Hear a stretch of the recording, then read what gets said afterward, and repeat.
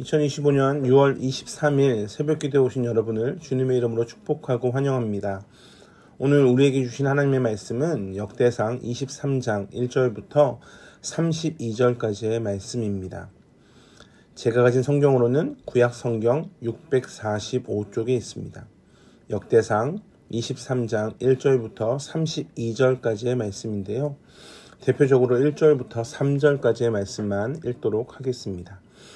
1절입니다. 다윗이 나이가 많아 늙음에 아들 솔로몬을 이스라엘 왕으로 삼고 이스라엘 모든 방백과 제사장과 레위 사람을 모았더라.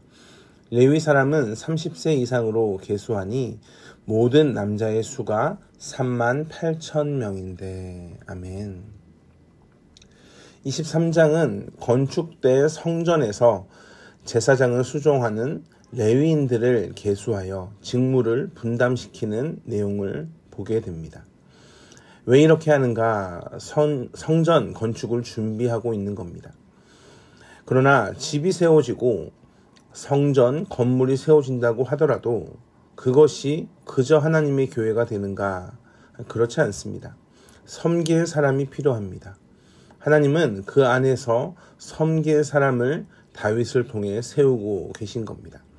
3절의 말씀을 보면 30세 이상으로 계수함을 받은 자의 수가 38,000명이다 라고 말씀합니다.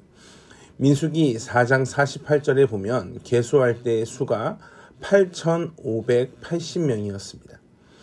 그러니까 대략 8,000에서 9,000명의 숫자가 38,000명으로 증가했습니다. 즉 거의 4배 이상 증가한 겁니다. 그중 24,000명은 여호와의 성전의 일을 보살피게 하고 6,000명은 관원과 재판관, 4,000명은 문지기, 또 4,000명은 찬송하는 자로 세우십니다. 이 비율이 시사해 주는 의미도 물론 있습니다. 가장 많은 숫자가 누구입니까? 여호와의 성전 일을 보살피는 자입니다. 이들은 제사를 드리는, 즉 하나님께 예배하는 일을 수종든 예배위원이라고 할 수 있습니다. 다윗은 말년에 이르러 성전에 봉사할 레위 사람들의 책임을 배정하고 있는 겁니다. 다윗은 하나님을 섬기는 그 일을 그의 죽음 전에 확고히 하고 있습니다. 거기에서 멈추지 않고 레위인들로 하여금 분업적으로 각각 책임을 맡게 합니다. 분업의 제도는 사람들로 하여금 각기 재능대로 일하게 하여 하나님이 주신 일을 기쁨으로, 억지로 하는 것이 아니라 기쁨으로 하기를 원하는 겁니다. 그러니 무슨 현상이 일어나겠습니까? 비교하지 않는 겁니다.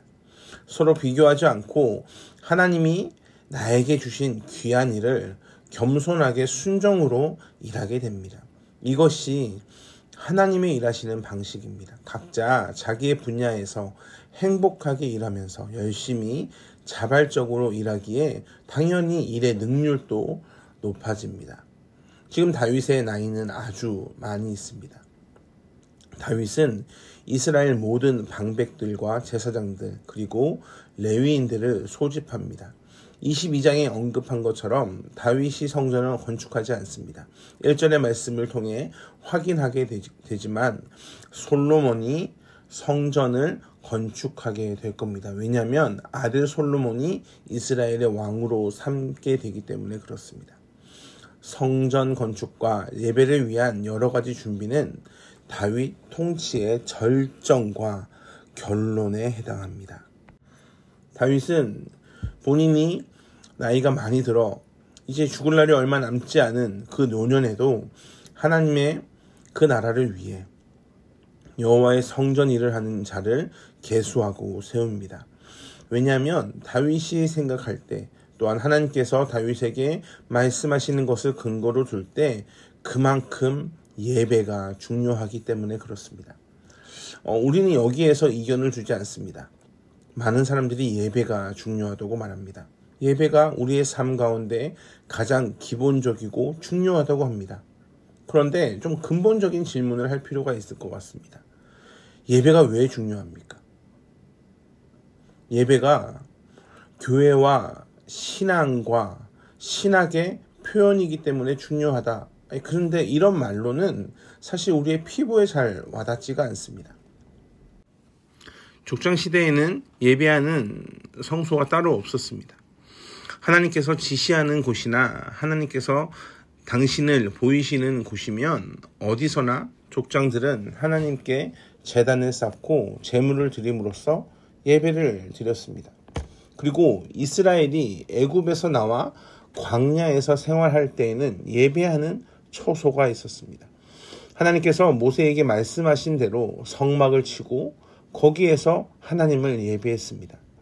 그리고 이제는 성전을 지을 수 있게 되었습니다. 성전을 지으면 그곳에서 예배를 드리는데 그 일꾼을 다윗은 정하고 있는 겁니다. 성경에서 예배를 왜 그렇게 중요하게 여기는가? 예배라는 뜻이 절하다, 섬기다는 뜻을 가지고 있습니다. 그럼 우리가 지금 무엇을 예배하는가? 여기에 초점이 맞춰집니다. 사람은 하나님께만 예배하는 것이 아니기 때문에 그렇습니다. 사람은 거짓된 신과 사람이 만든 우상에게도 예배를 합니다. 지금도 그렇지만 당시 시대적인 배경을 보면 우상이 가득했습니다. 그래서 그 우상에게 절합니다. 어떻게 절하며 예배합니까? 우상에게 잘 보이려고 온갖 노력을 다합니다. 그래서 결국 우상을 통해 내 이익을 얻으려고 합니다. 그러나 성경이 말하는 예배는 그런 예배가 아닙니다. 기독교의 예배는 백성이 하나님께 일방적으로 드리고 바쳐지는 예배가 아니라 하나님께서 주시는 말씀을 듣고 베푸시는 은혜를 받는 예배입니다. 그러니까 예배에서 드리는 찬송과 기도 및 삶에서 드려지는 우리의 헌신은 예배에서 우리에게 주시는 하나님의 말씀과 우리의 삶을 이해하시고 베푸시는 하나님의 은혜에 대하여 감사함으로 드리는 응답이요 간구입니다. 그러니까 무조건 하나님께 우리가 드리는 것이 아니라 하나님께서 우리에게 무엇을 주신다는 겁니다.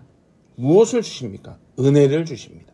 말씀을 주십니다. 우리는 그 은혜와 말씀의 반응으로 감사함으로 하나님을 찬양하며 경배하며 나아갑니다. 이런 것을 바르게 모르고 그저 세상의 문화와 똑같이 하나님을 섬기고 예배한다고 한다면 그거는 하나님이 기뻐하시는 예배가 될 수가 없습니다. 그래서 다윗은 예배를 위한 일꾼을 가장 많이 세웁니다. 예배가 무너지면 하나님이 주시는 말씀을 바르게 들을 수도 없고 당연히 은혜를 받을 수 없기 때문에 그렇습니다. 오늘을 살아가는 우리에게는 이 예배가 어떠한 의미인가? 구약보다 훨씬 풍성합니다. 다윗의 시대보다 훨씬 풍성합니다. 왜냐하면 예수 그리스도로 인하여서 모든 사람들이 하나님께 날마다 나아갈 수 있게 되었고 우리가 성전이 되었으며 우리의 삶이 예배가 되었기 때문에 그렇습니다.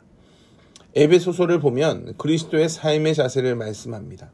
하나님이 우리에게 허락하셔서 그리스도 예수 안에서 하나된 우리라고 하시면서 4장 3절에 통해 평안에 매는 줄로 성령이 하나 된 것을 힘써 지키라 라고 말씀합니다. 쉽게 말씀드려 그냥 예배가 되는 것이 아니라는 말씀입니다. 하나님의 말씀을 찾고 겸손하게 엎드리며 기도하고 하나님을 진실하심을 흘려보내는 삶을 의지적으로 살라고 하시는 겁니다. 그리고 그런 삶을 통해 나 혼자만 감격과 감동을 누리는 것이 아닌 교회 공동체에도 그 감격을 흘려보내야 된다는 것을 말씀하고 계십니다. 사랑하는 성도 여러분, 예배가 너무 쉬워졌습니다. 예배가 너무 편해졌습니다. 편하면 그 소중한 것을 잘 누리지 못합니다. 편하면 그 아름다운 것을 아름답게 느끼지 못합니다. 예배가 그 어떤 시대보다 귀했던 그 시대 가운데 다윗의 마음이 어떻겠습니까? 하나님을 어떻게 해서든 경배하고 찬양하고 싶어하는 그 다윗의 간절한 마음이 오늘을 살아가는 우리에게는 훨씬 더 풍성한 삶이 주어졌음에도 불구하고 예수 그리스도로 인하여서 훨씬 더 감격적인 삶을 살아갈 수 있음에도 불구하고 우리가 그 귀한 것을 귀하게 여기지 못하는 그런 연약함이 있음을 고백하게 됩니다. 어려울 때 드렸던 예배, 그 예배가 때로는 너무나 그립습니다. 우리의 마음이 너무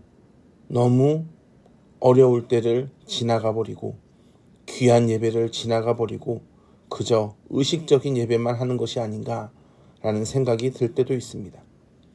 사랑하는 성도 여러분, 다윗이 마지막까지 너무나 중요하게 여겼던 그 성전에서 섬겨야 할 레위인을 의지적으로 끝까지 세운 것처럼 우리에게도 그리스도 예수 안에서 허락하신 예배를 지키는 모습이 필요합니다. 날마다 하나님을 찾고 겸손하게 나를 이끄시는 하나님께 나아가서 주의 말씀을 듣고 주의 말씀에 반응하여 순종하는 기쁜 하루가 되시길 주님의 이름으로 축복합니다. 그러할 때 여러분의 인생이 그 누구와 바꿀 수 없는, 비교할 수 없는 감격의 인생이 될 것이라 확신할 수 있습니다.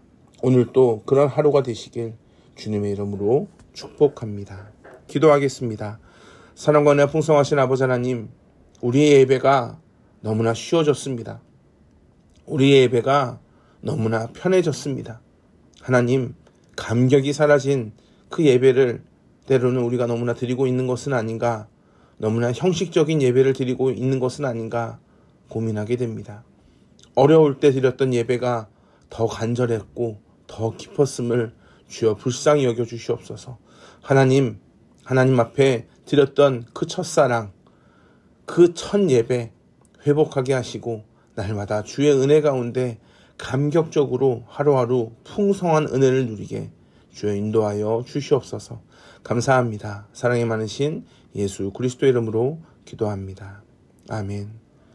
우리 주 예수 그리스도의 은혜와 하나님의 풍성하신 사랑과 성령 하나님의 언제나 동행하시는 은혜가 오늘 또 예배를 소중하게 여기고 예배를 귀하게 여기고 예배를 목숨처럼 지키겠다 믿음으로 고백하는 한 분 한 분 위에 영원토록 함께 하시길 간절히 축원하옵나이다. 아멘.